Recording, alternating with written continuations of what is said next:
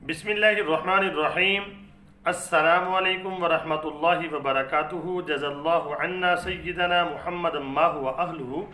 मेरे नाज़रीन, उम्मीद है आप खैरियत से होंगे। आज की जो मेरी वीडियो है उसका थंबनेल और टाइटल ये है कि दज्जाल का मतलब क्या है और दज्जाल के पास जो जादू होगा उसका राज क्या है। आज इसको डिस्कस करेंगे।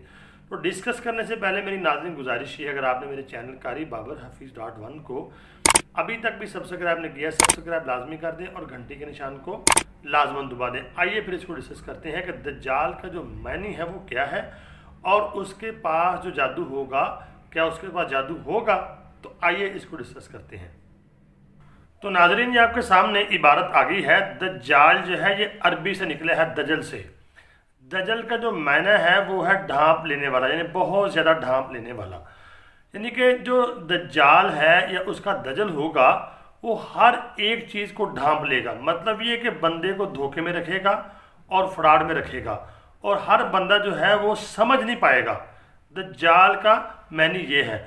और दज्जाल के पास मेरे नाज़रीन जादू भी होगा, क्योंकि आप देखते होंगे अगर वर्ल्ड मीडिया, तो वर्ल्ड मीडिया के ऊपर बड़े बड़े जादू के प्रोग्राम जो है वो दिखाए जाते हैं, जिसको मैजिक कहते हैं।